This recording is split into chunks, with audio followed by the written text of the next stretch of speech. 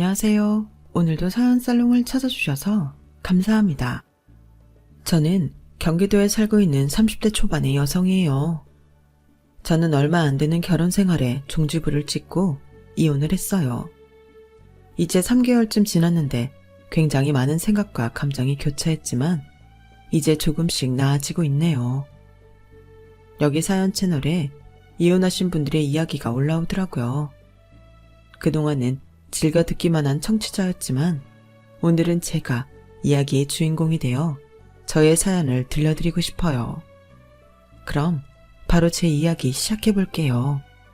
저희 부모님은 자영업을 하셨는데 제가 고등학교 때까지는 부침을 많이 겪어서 어렵고 돈이 부족할 때도 종종 있었어요.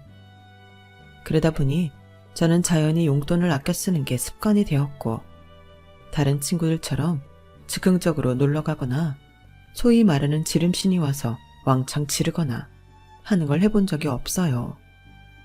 그렇다고 제가 친구들하고 잘 지내지 못한 건 아니었고 저 나름대로 친구들과 어울리는 방법을 익혀서 그다지 힘들지 않은 학창생활을 보냈던 것 같아요. 그래도 집에 돈이 좀 많아졌으면 좋겠다는 생각을 하긴 했죠. 좋아하는 아이돌 굿즈도 못 사고 있으면 눈치 빠른 친구들이 제목까지 사서 선물해주곤 했거든요.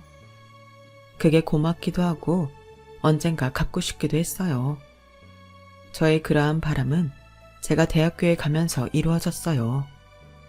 사실 고등학교 때까지만 해도 집안 형편이 좋은 편이 아니라서 대학에 가도 어영부영 하다 보면 학자금 대출 빚만 잔뜩 지고 평생 고생할 것 같은 생각이 들었거든요. 그래서 정신 바짝 차리고 3년간 제가 할 수 있는 공부를 정말 열심히 파고들었어요. 엄마는 그런 저를 보면 늘 미안해 하셨죠. 우리 지선이 좋은 과외 선생님 한번 못 붙여줬는데 이렇게 성적도 잘 나오고 알아서 열심히 하니 너무 고맙다. 너 닮아 그런지 지은이도 지 할 일 스스로 잘하니 너무 기특해. 나중에 엄마 아빠가 너희 결혼할 때만이라도 원하는 대로 다 해줄 수 있으면 좋겠구나. 저희가 괜찮다고 해도 엄마는 늘상 이런 말을 입에 달고 사셨어요. 그런데 정말 신기하게도 제가 대학에 장학금을 받으며 붙고 나서 동생도 청소년 문학상 등을 타며 특기자 전형을 노려볼 수 있게 됐죠. 제가 대학 2학년 때 그쯤부터 부모님 일이 잘 풀렸고 집안 사정도 점차로 나아지게 되었어요. 여러 대출들을 차근차근 갚아나가기 시작했고 동생 역시 장학생으로 대학에 들어가고 저는 4학년이 됐을 때 저희 집은 드디어 엄마가 원하던 넓은 아파트로 이사갈 수 있게 됐어요. 그때는 정말 집안이 잔치 분위기였어요. 아빠는 저희 가족을 데리고 비싼 호텔 뷔페에 데려가셨어요. 이건 오랫동안 고생한 우리 가족 모두에게 주는 선물이야. 지선이 지은이 정말 고맙다. 니들이 별탈 없이 잘 커주고 공부까지 잘해서 아빠 엄마가 너희 딱 믿고서 일만 할 수 있었다. 앞으로 더 좋은 일만 생길 거야. 이제부터 다시 시작이다. 알았지? 파이팅이다. 그렇게 저희 가족은 뷔페에서 서로를 격려하며 즐거운 시간을 보냈어요. 부모님은 말씀하신 걸 지키시려는 듯 전보다 더 열심히 일하셨고 저희 집은 늦었을지 몰라도 자리를 잘 잡아갔어요. 저는 그동안 대학 졸업과 동시에 취직을 목표로 하고 있었기 때문에 마지막 대학 1년을 눈코 뜰 새 없이 보내고 있었고요. 그런데 자꾸 교수님이 제가 대학원에 왔으면 좋겠다고 하셨어요. 지선이 너는 아무리 봐도 연구자 타입이란 말이야. 연구자 타입인 애들이 회사에 취직하고도 결국은 다시 돌아오는 거 많이 봤거든. 그러니까 내 말 한 번만 믿고 대학원 시험 봤으면 좋겠다. 떨어지면 그때는 내가 회사 소개시켜 줄게. 어때? 라고 하실 정도로 저를 붙잡으셔서 저는 고민 끝에 부모님에게 상의를 했어요. 그랬더니 부모님은 대찬성하시더라고요. 아, 네가 그렇게 잘할 수 있다는데 뭘 망설여? 대학원에 가. 우리가 이제 너 뒷바라지 못할 형편도 아니고 공부할 수만 있으면 좋지. 뭘 그래? 무조건 가. 라는 엄마 말씀에 아빠도 맞장구를 치셨어요. 지선이 너 잘할 동안 해준 게 없어서 미안했는데 이번만큼은 엄마 아빠가 너 마음 편하게 공부하게 도와주마. 그렇게 해서 저는 대학원 진학을 결정했어요. 하지만 저는 결코 부모님 돈으로 편하게 공부할 생각은 없었어요. 엄마 아빠가 얼마나 고생하셨는지 잘 알고 있었기에 저 나름대로 과외도 하고 카페 알바도 하며 용돈을 벌었죠. 그래도 부모님이 여유 있으니 훨씬 마음 편하게 공부하게 되더라고요. 학교 다니면서 처음 느껴보는 기분이었어요. 그래서 대학원 때는 공부하면서 주말에는 짧게 가까운 나라들 여행도 많이 가곤 했어요. 그렇게 즐거운 대학원 생활을 하는 도중에 저는 뒤늦게 대학원에 진학한 선배를 알게 됐어요. 바로 남편이었죠. 저보다 나이는 3살 많은데 2학기 때부터 같이 공부하게 됐어요. 남편은 사람들하고 쉽게 친해지는 성격이라 학교에 와서 얼마 안 돼 많은 사람들하고 친해졌어요. 아는 사람이 많다 보니 누구 만나러 다니느라 바쁘기도 했고요. 학교에서도 보면 항상 누군가와 같이 이야기하거나 밥 먹고 있었어요. 옆에 있는 사람들은 처음 보는 사람들도 많았고요. 그러다 보니 얼마 있지도 않은 강의를 빼먹기도 했어요. 결국에는 시험 볼 때 어려움을 겪게 됐죠. 시험 전날이 되니 선배는 학교 동아리실에서 밤을 새며 공부하다가 조교 방에 와서 커피며 휴지며 별걸 다 가져갔어요. 뭐 동아리실에는 물품이 남아난 게 없다나요? 좀 얄밉기도 하고 짜증도 났지만 어쩌겠어요. 나이도 저보다 많고 뒤늦게 다시 공부한다고 애쓰는 것 같아서 좋은 게 좋은 거다 하고 해달라는 걸 해줬죠. 그런데 어느 날 갑자기 저한테 데이트 신청을 하더라고요. 서지선, 나랑 같이 저녁 먹을래? 그냥 먹자는 거 아니고 내가 들이대는 건데 다 남친으로 괜찮지 않아?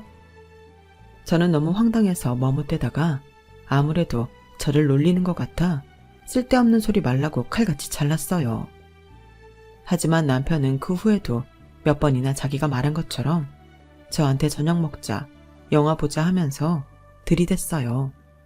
그래도 제가 농담으로 받아들이자 자기 정말이라며 이러더군요. 그럼 같이 공부하자. 어때? 이래도 내가 장난 같아? 나 네 시간 안 뺏을게. 그냥 한번 사귀어나 보자는 거야. 하긴 그냥 만나보는 건 못할 것도 없었죠. 그래도 남편 첫인상이 그다지 성실하지 않고 좀 노는 걸 좋아하는 것처럼 보여서 선뜻 대답하지 못했어요. 그러다가 어느 날 남편이 학교에서 저를 만나겠다고 늦게 집에 가는 저를 기다리는 모습을 봤어요. 그런 남편이 진심이라고 느껴졌고 그럼 가볍게 만나보자고 했죠. 그렇게 남편과 저는 사귀게 되었고 제가 언제든지 헤어질 수 있다고 여지를 줘서 그런지 남편은 저한테 더더욱 매달리더라고요. 그런 관계가 제가 대학원 졸업할 때까지 이어지게 됐어요. 저는 대학원 석사학위를 받으면서 또다시 박사 공부를 해야 할지 고민하고 있었어요. 앞으로의 제 인생을 어떻게 꾸려나가야 할지 생각이 많아서 남편과도 헤어지려고 했죠. 그런데 남편이 느닷없이 저한테 결혼하자고 하더라고요. 지선아, 우리 2년 동안 사귀면서 별로 싸우지도 않았고 나름 잘 지냈잖아. 우리 둘 다 그저 재미로 가볍게 만나기로 했던 게 이 정도까지 오면 이건 인연이야. 나 아직 대학원 한 학기 남긴 했는데 그래도 나 졸업하면 바로 들어갈 회사도 있어. 그러니까 결혼부터 하자. 아니, 대책도 없이 무조건 결혼부터 하자는 게 말이 돼? 그리고 우리 결혼 생각하고 만난 것도 아니잖아. 누가 사귈 때 결혼 생각하고 만나? 만나다가 잘 맞는다 싶으면 결혼하는 거지. 결혼이라는 게 짝 있을 때 하는 거라더라. 너도 나도 우리 서로한테 짝이잖아. 내 지금 미래 계획에 선배랑 결혼은 없는데? 그리고 결혼하면 아무래도 여자가 집안일 신경 많이 써야 되는데 나는 공부나 일이 더 하고 싶지 벌써 집안일 때문에 스트레스 받고 싶지 않아. 요즘 누가 집안일 여자 혼자 하냐? 다 남자랑 나눠서 하지. 내가 같이 할게. 진짜 많이 도와준다니까. 너 지금까지 내 모습 보고도 나 못 믿어? 내가 너 좋아서 결혼하고 싶다고 진짜 이렇게 내 마음 모르는 척 할 거야? 남편이 하는 말에 저는 얼굴이 붉어졌어요. 이렇게 솔직하게 제가 좋다고 하는 프로포즈는 앞으로도 못 들을 것 같은 마음도 들었죠. 그래도 저는 바로 결혼하는 건 무리가 있다고 생각해서 정말 결혼하고 싶으면 남편이 마지막 학기 잘 마치고 나서 했으면 좋겠다고 했어요. 그리고 저는 박사과정 할 생각이 있기 때문에 제가 결혼하고도 공부하는 걸 반대하지 말라고도 했죠. 남편은 바로 결혼 안 한다니 좀 섭섭한 표정을 짓기는 했지만 알았다고 하며 기다리겠다더군요. 저는 남편이 진심이 아니라면 얼마 안 가 자기가 한 말을 취소하고 저와 헤어질 거라고 생각했어요. 하지만 남편은 저와 계속 만났고 정말 졸업 후 결혼할 계획을 세우고 있더라고요. 이 사람은 나하고 함께하는 미래에 진심이구나 라는 마음이 들어 결혼 약속을 했고 남편은 굉장히 좋아했어요. 그리고 저희는 남편이 졸업을 할 무렵부터 본격적으로 결혼 준비에 들어갔어요. 남편은 어릴 때 아버지가 돌아가셔서 어머니와 여동생 3인 가족이었어요. 그 신우가 상견례 때 어찌나 얄미운 소리만 하든지 아직도 잊혀지지 않네요. 오빠랑 같은 대학 같은 과라면서요? 공부 되게 잘했네. 근데 저희 오빠보다 잘하는 건 아니죠. 아무래도 여자가 더 잘나면 같이 살 때 껄끄럽죠. 이거 뭐 고리타분한 얘기가 아니고 제 친구들이 그러더라니까요. 남편이 자기보다 못해서 여러 가지로 눈치 보이고 남편도 열등감 느낀대요. 뭐 아무튼 그래도 둘 다 머리 좋으니 조카들은 공부 잘하겠네요. 언니는 결혼하고 그거 하나는 우리 집에 제대로 기여하겠어요. 듣기 불편한 말들이었지만 저와 저희 가족은 아무 대꾸도 하지 않았어요. 시어머니와 남편이 신우한테 쓸데없는 소리 하지 말라면서 더 이상 말 못하게 한 것도 있었고요. 신우의 그런 말은 황당했지만 저랑 직접적으로 부딪힐 일이 없다고 생각해서 별 생각이 없었어요. 어차피 저는 시어머니랑만 잘 지내면 되지 않겠냐 싶었고요. 사실 그렇잖아요. 신우가 저랑 얼마나 보고 살겠어요. 그렇게 저희가 결혼을 하고 신혼여행을 가기 위해 공항에 있을 때였어요. 저희는 결혼식을 마치고 바로 공항을 갔기 때문에 그 자리에는 저와 남편, 친구들, 그리고 신우와 신우 친구로 보이는 사람 몇 명이 배웅을 나왔어요. 그런데 신우가 자기 친구들하고 뭐라고 쏘곤대더니 저를 전에 없이 아주 차갑게 보더라고요. 아무리 싸가지 없는 말을 해도 그 정도는 아니었는데 이제는 저를 아주 경멸하는 게 눈에 보였어요. 하지만 저와 남편은 곧 출입국 심사를 받기 위해 나가야 했고 저는 신우가 찝찝했지만 무슨 일인지 물어보지도 못하고 바로 신혼여행을 떠나야만 했어요. 그리고 곧 모든 걸 잊어버리고 남편과 즐겁게 지내다 돌아와서 시댁에 인사를 드리러 갔어요. 그런데 여전히 저를 우습게 보는 듯한 신우의 얼굴을 보니 바로 공항에서의 일이 떠오르더라고요. 그래서 저는 저녁을 먹은 후 신우한테 살짝 물어봤어요. 제가 뭐 잘못한 게 있는지 아니면 불편한 게 있는지요. 그러자 신우는 생각지도 못한 말을 하더라고요. 아니, 내 친구가 새언니 바로 알아보던데요. 같은 고등학교 나왔다고요. 새언니가 2년 선배인데 완전 독종으로 소문나서 고1이었던 제 친구도 알 정도였다고요. 네? 독종이라뇨? 제가요? 고딩 때 학교에서 공부 잘하기로 소문난 게 새언니라면서요. 뭐 그렇게 말하는 사람이 있었는지는 몰라도 소문날 정도는 아니었어요. 언니 빼고는 다 알았나 보네요, 그럼. 집이 어려워서 어떻게든 1등만 하려고 독하게 살았다고요. 새언니 애들하고 놀러도 못 다니고 아이돌 팬질한번 한 적 없다면서요. 근데 또 아이돌은 좋아했다며. 그래서 애들한테 아이돌 굿즈는 구걸하고 애들은 새언니 불쌍해서 나눠주고. 아, 구질구질해. 그래서 그런가? 새언니 얼굴에 고생이 있어. 사람이 찌들었다고. 근데 한참 해맑고 순수해야 할 고딩 때 어떻게 그렇게 살아? 저는 그냥 제 위치에서 할 수 있는 걸 최선을 다했어요. 그게 고생이 찌든 거라고 해도 할 말은 없네요. 그리고 같은 학년도 아닌 2년 후배가 뭘 얼마나 할까요? 소문이라는 건 내는 사람 마음이고 말이 점점 변하는 거잖아요. 친구들이 저한테 좋아하는 아이돌 굿즈를 준 적은 있어도 제가 그걸 먼저 달라고 해본 적은 없어요. 그렇게 지난 일 잘 알지도 못하면서 하는 말에 너무 신경 안 썼으면 좋겠어요. 그리고 아가씨 말 자꾸 놓는데 그것도 안 그랬으면 좋겠네요. 제 말에 신우이가 무안했는지 얼굴이 벌개져서 입을 꽉 다물더라고요. 그런데 시어머니가 저를 나무라는 거였어요. 너야말로 다 지난 일이라면서 뭐 그렇게 정색을 해? 아니면 된 거 아니니? 우리 현장이가 들은 얘기한 걸 갖고 뭘 그렇게까지 말해? 그건 네가 찔리는 게 있어서 그런 거 아니겠어? 그리고 사람이 가족끼리 반말할 수도 있는 거지. 너처럼 예의만 차리다 어떻게 친해지니? 그동안 잠잠하던 시어머니는 결혼하고 나니 저를 잡으려고 작정한 것처럼 한치도 옆을 내주지 않더군요. 신우는 시어머니가 자기 편을 들자 의기양양해서 고소하다는 듯 저를 쳐다봤고요. 그런 상황인데도 남편은 아무 관심이 없었어요. 그저 맥주에 오징어 갖다 놓고 TV 화면으로 게임하느라 정신이 없었죠. 저는 이 상황이 너무 속상하기는 했지만 그래도 처음 시댁에 온 날부터 더 이상 시끄러운 일 만들지 말아야겠다고 생각해 아무 말 없이 저녁 먹은 걸 치웠어요. 그런데 시어머니가 옆에 와서 이러더군요. 근데 니네 친정 가게는 월 수익이 얼마나 되니?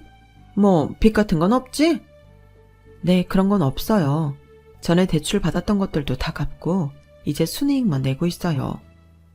그럼 아파트도 자가맞아? 거기서 나가는 돈은 없는 거지? 이거 확실히 해야 한다. 우리 준섭이 뼈 빠지게 일해서 니네 친정 먹고 사는 거 건사하면서 살면 불쌍해서 안 되잖아. 저는 아직 남편이 취직도 안 했고 지금은 내 돈으로 먹고 산다고 말하고 싶은 걸 겨우 참았어요. 저는 남편 직장이 구해지기 전까지 교수님 연구 도와드리면서 월급을 받기로 했거든요.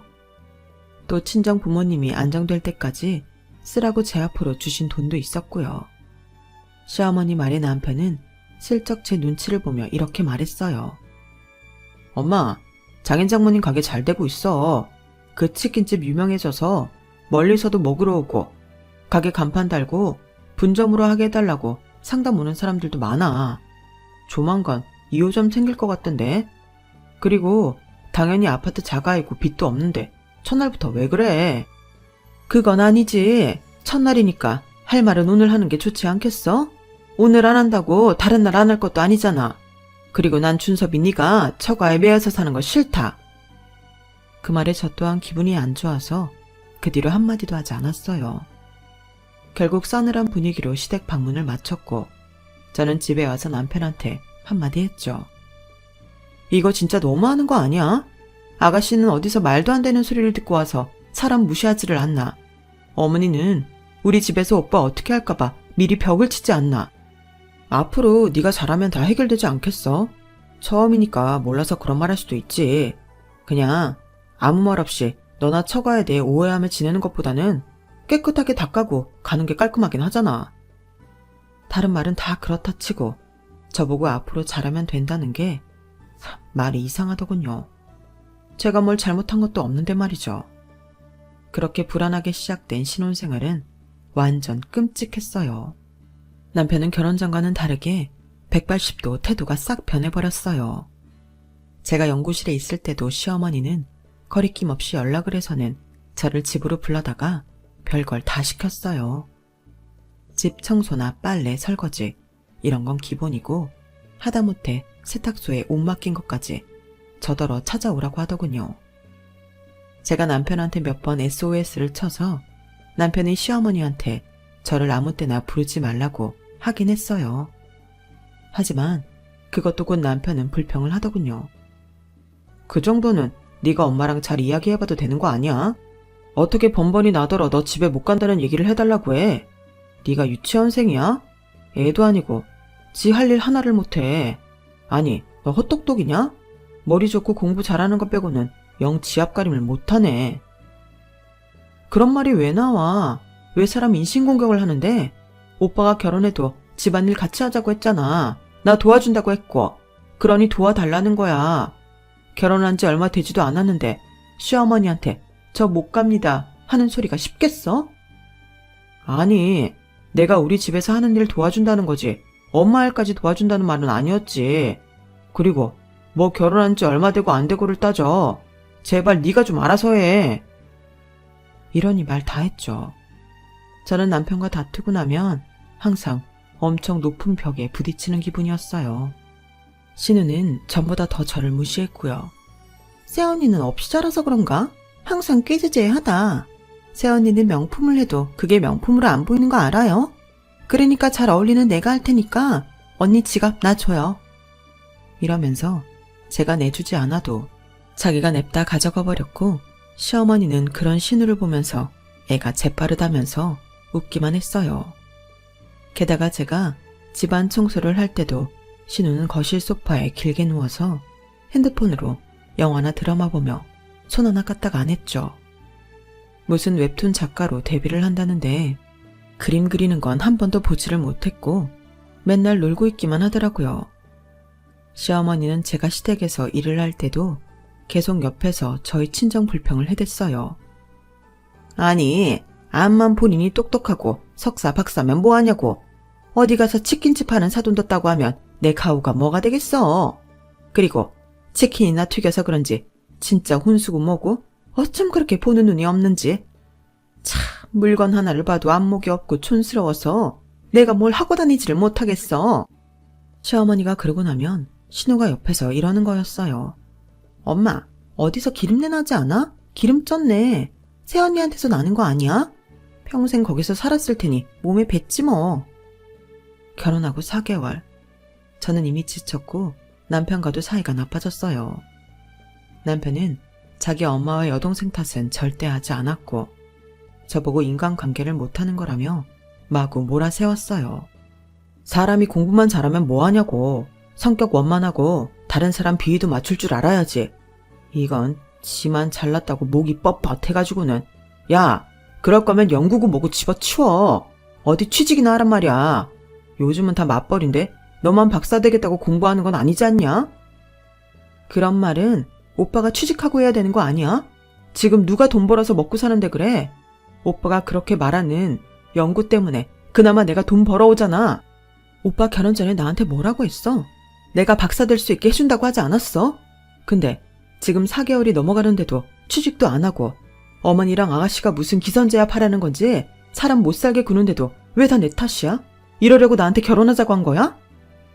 야, 나도 결혼 전에는 네가 이 정도로 답답일 줄 몰랐지. 그리고 너 나 취직 못한 걸로 쪽을 주냐? 어? 사람 약점 잡고 괴롭히는 게 네 취미야? 사람 자꾸 괴롭히는 거 그거 오빠네 식구들이 나한테 하는 거지. 내가 언제 그랬어? 아니, 내가 오빠 취직 안 한다는 말도 못해? 내가 안 하면 누가 하는데.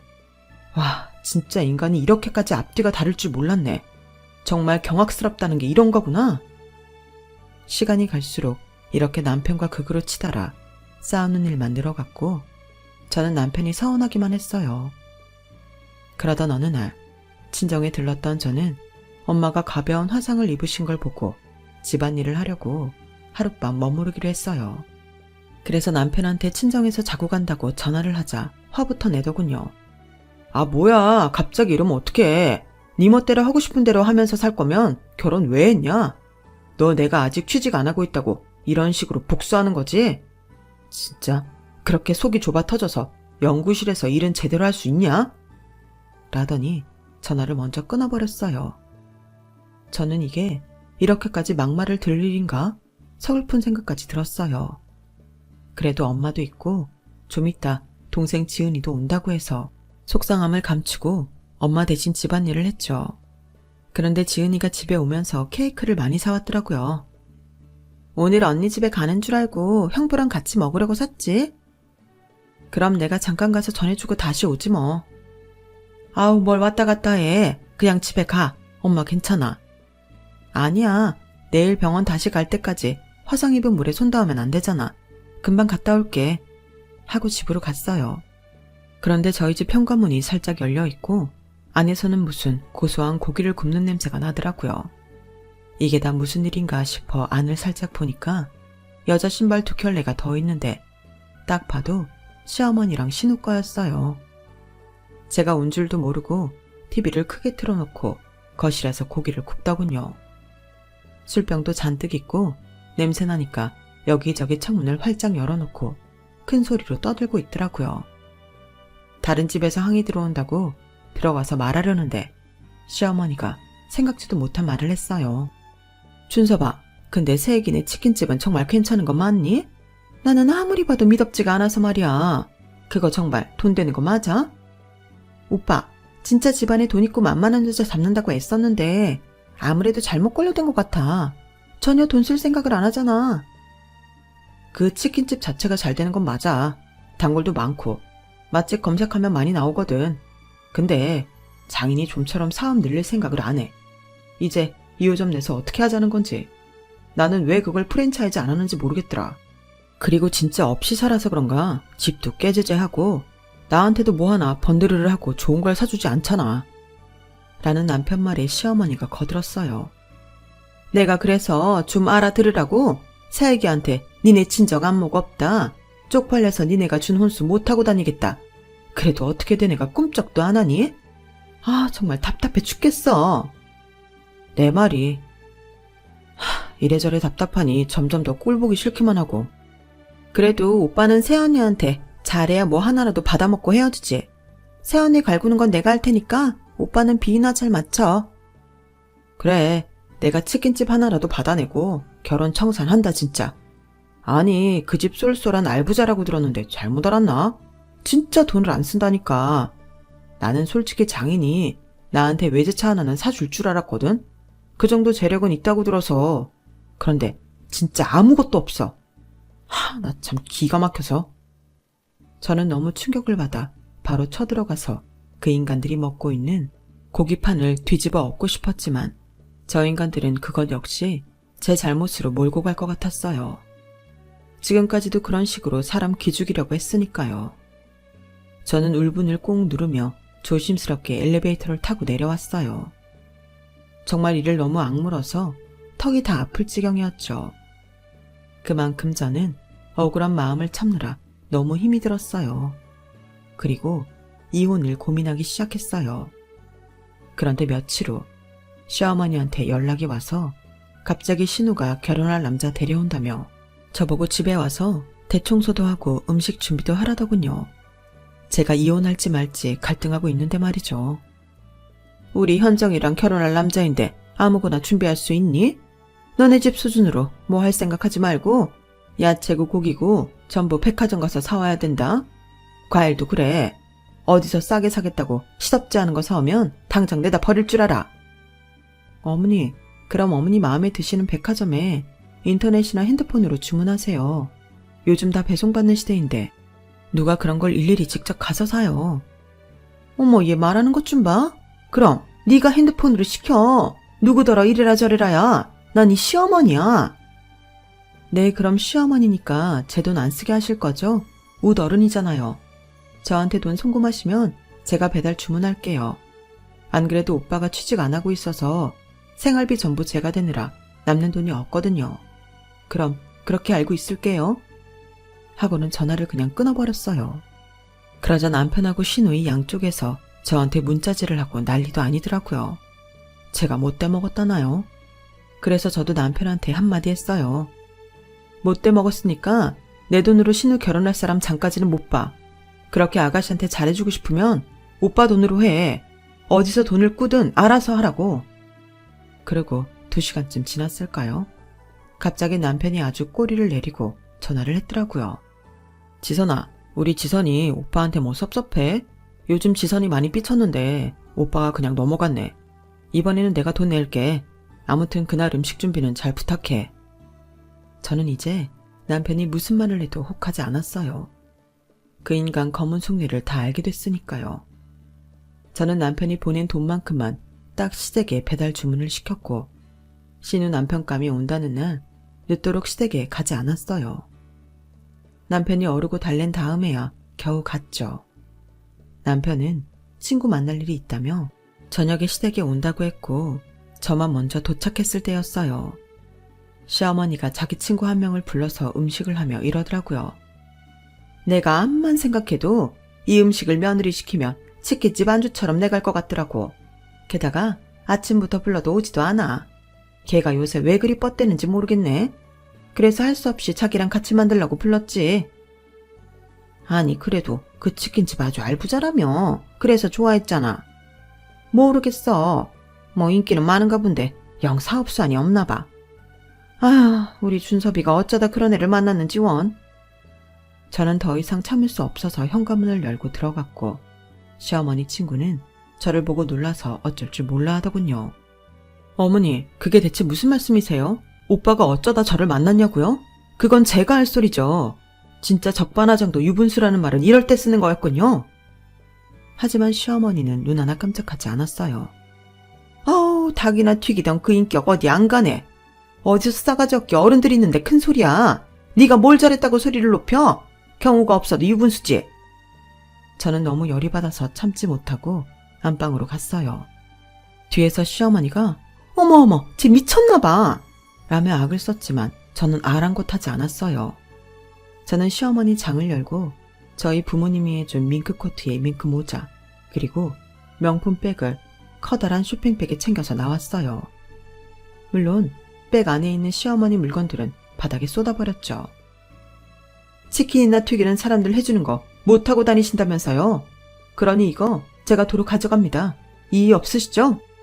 그러고 시댁을 나왔고 저는 바로 집으로 가서 제 짐을 싸기 시작했어요.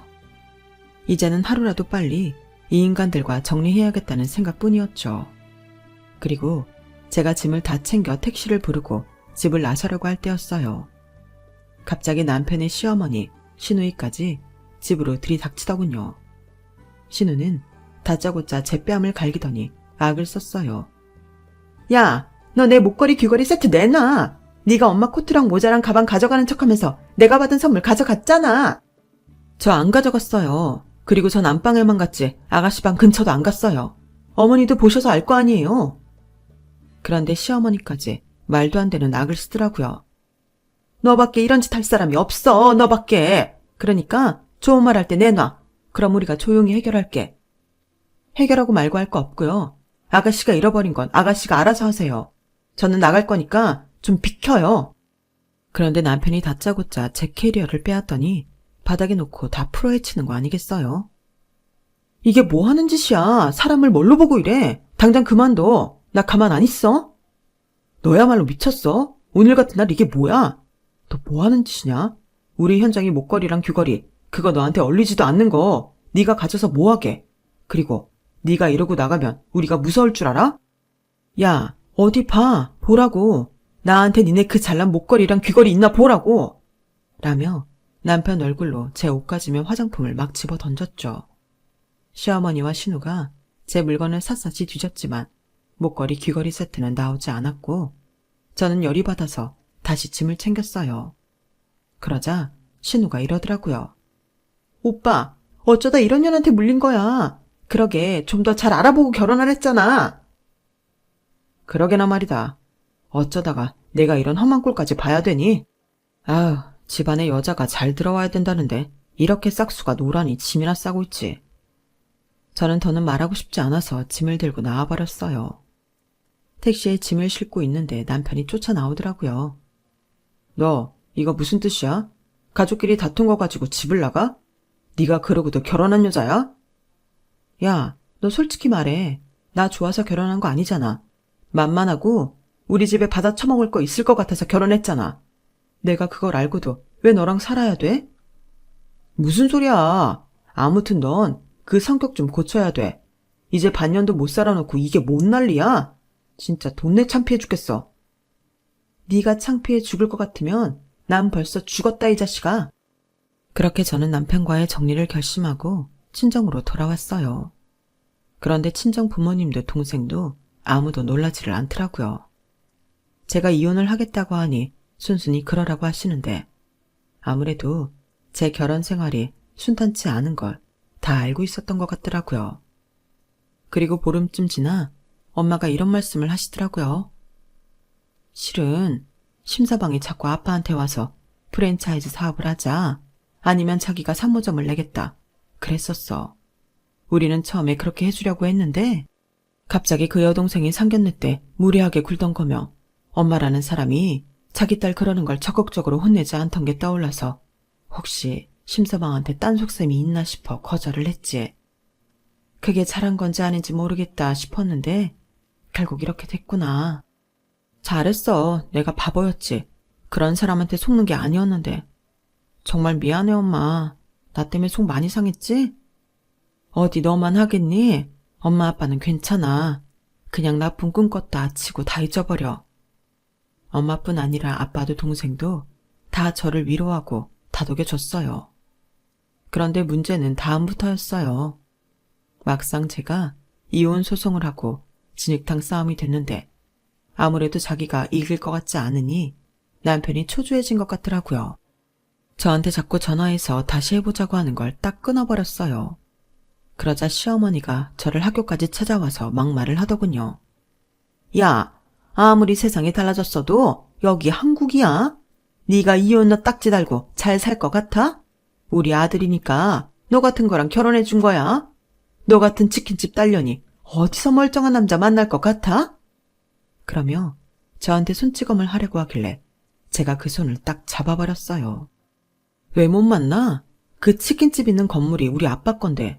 우리 아빠 건물주야. 니들이 그렇게 되고 싶어하는 건물주. 내가 학벌 좋고 돈 벌고 아빠 건물주인데 왜 내가 아줌마 아들보다 못난 사람 만날 거라고 생각해요? 아줌마, 남 등쳐먹고 사는 인생이라 막대 먹은 거 알겠는데 그래도 교양 좀 키우세요.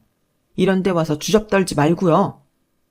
시어머니는 그 말에 입을 떡 벌리더니 그대로 굳어버리더라고요. 저는 그런 시어머니를 놔두고 연구실로 들어와 버렸고 경비 아저씨들이 시어머니를 내보냈어요. 그날 저녁부터 남편이 쇼를 보여주는데 아주 가관이었어요. 저희 집 근처에 와서는 집에 가는 저를 붙잡고는 허리를 굽히고 비는 신용을 하더라고요. 지선아, 진짜 미안해. 알고 보니까 현정이 목걸이랑 귀걸이 세트 엄마 친구가 가져간 거 있지. 근데 무작정 너한테 뭐라고 했으니 얼마나 속상했겠어. 미안하다. 그리고 우리 다시 한번 생각해보면 안 될까? 내가 앞으로는 화도 안 내고 짜증도 안 내고 정말 잘할게. 내가 철이 없었다 정말. 남편 감으로 실격인 거 알지만 그래도 내가 너 사랑하는 거 알잖아. 지선아, 내 맘 알지? 아주 잘 알지. 심준섭 더러운 심보 처절하게 맛봤지. 너 말이야 우리 아빠 건물주라는 소리 듣고 와서 이러는 거잖아. 그리고 남편감 실격인 걸 아는데 내가 왜 그런 널 구제해주냐? 웃기지 말고 넌 나한테 위자료 낼 준비나 하고 있어. 야, 우리가 같이 한 세월이 있는데 그걸 이렇게 뚝 끊는다고? 그건 아니잖아. 지선아, 현정이랑 엄마가 실수한 거 내가 다 사과할게. 실수는 내가 했지. 너라는 인간한테 넘어가서 결혼한 거. 이제 다시는 오지 마. 너 우리 집 앞에 못 오고 이렇게 중간에서 나 붙잡은 거 우리 아빠 무서워서 그러는 거잖아. 근데 여기 이 동네에 우리 아빠만 내 편인 줄 알아? 아저씨, 여기 이 자식이 저 붙잡고 괴롭혀요.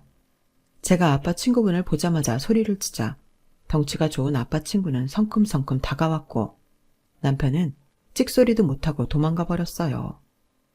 그리고 결국 저는 법원에서 승소 판결을 받았고 남편은 제게 위자료를 건네줘야 했어요. 그 사이에 신우는 결혼하기로 했던 남자한테 투자로 사기치려다가 걸려서 파혼하게 됐고 시어머니는 신우가 사고친 거 갚아주느라 집도 내놓았다고 해요. 남편은 그제서야 취직한다고 여기저기 알아보러 다녔다는데 교수님이 남편이 한 짓을 다 듣고는 이쪽 분야에 발도 못 붙이게 해주겠다고 지인들에게 연락하셨다더라고요. 제가 아는 건 저한테 위자료를 주고 난 후에도 남편은 취직을 못했고 결국 이런저런 아르바이트를 하고 있다는 거예요.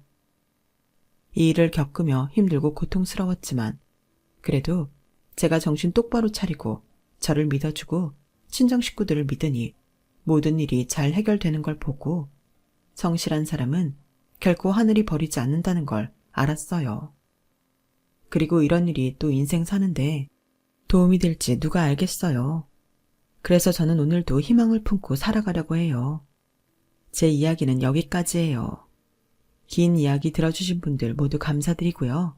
항상 건강하시고 행복하시길 바랄게요. 여러분, 사연 댓글에 응원과 현명한 조언 부탁드려요. 좋아요와 구독은 저에게 큰 힘이 됩니다. 오늘도 좋은 일 가득하세요.